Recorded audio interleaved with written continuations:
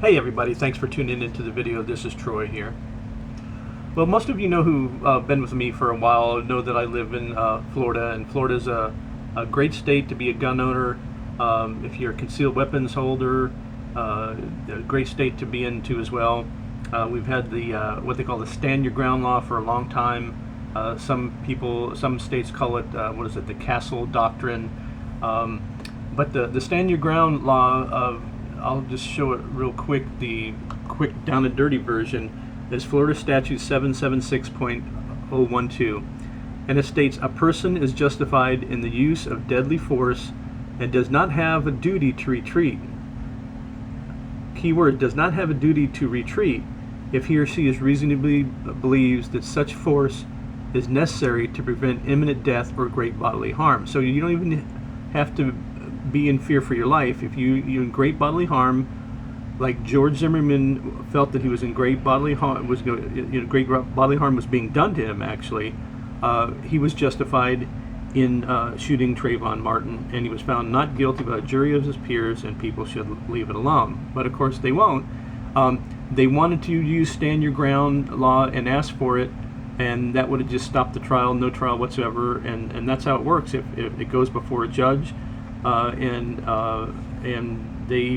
if they say, stand your ground, pertains to this particular case, there would have been no trial. But with not peer pressure, but pressure from different people, they went on with the trial anyway, costing how many millions of dollars or hundreds of thousands of dollars, and now you have all these protests about wanting to repeal stand your ground and asking for special sessions, which doesn't make any sense because it had nothing to do with this case. So let's talk about Rick Scott, and he became governor. He was reelected in November of 2010, took office in January of 2011. He's been in office for 2 years, so in 2 years he comes up for reelection. Now, he ran against the Democrat, which was Alex Sink, and it was a very, very close race for governor. As you can see here, the popular vote for Rick Scott was 2,619,335, and for Alex Sink, it was 2,557,785. Percentage-wise, for Rick Scott, it was 78.87%. and 47.72%. So very, very close race, as was a lot of it. But when the elections for president was out, a lot of this a lot of the states stayed the same, and this was one of the ones where people were very undecided. So I hope Rick Scott is standing pat and not wanting to do anything with the stand your ground law here in Florida because it's the right thing to do. But then also, not all the time, as we know, that politicians do the right thing to do. They do things that are going to help them get reelected. So let's look at from the Florida Department of Agriculture and Consumer Services Division of Licensing, the number of licenses by type in Florida, and this is as of June 30, 2013, so very recent. So there is a total of 1,296,743 concealed weapon permit holders in Florida as of June 30th of 2013, which is a lot. And you can see them by different agencies, private security recovery people. But then if you look at the line says W, and it says concealed weapon or firearm, most of that is going to be, your everyday person that lives here in Florida. And there's 1,107,474 people that have concealed weapons, and like I said, a total of 1 million, almost 300,000.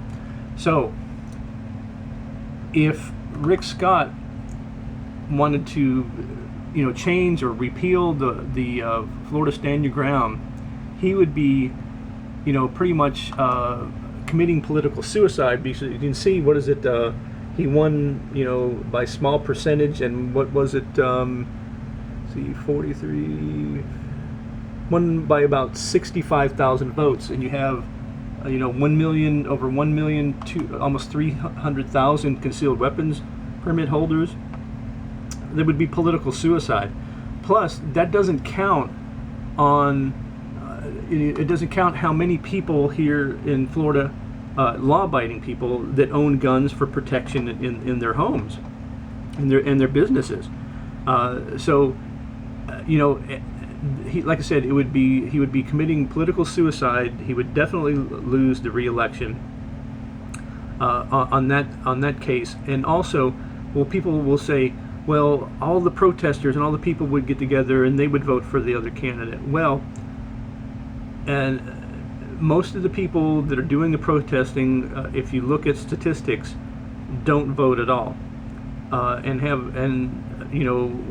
Obama was elected the first time, the second time, there was all kinds of,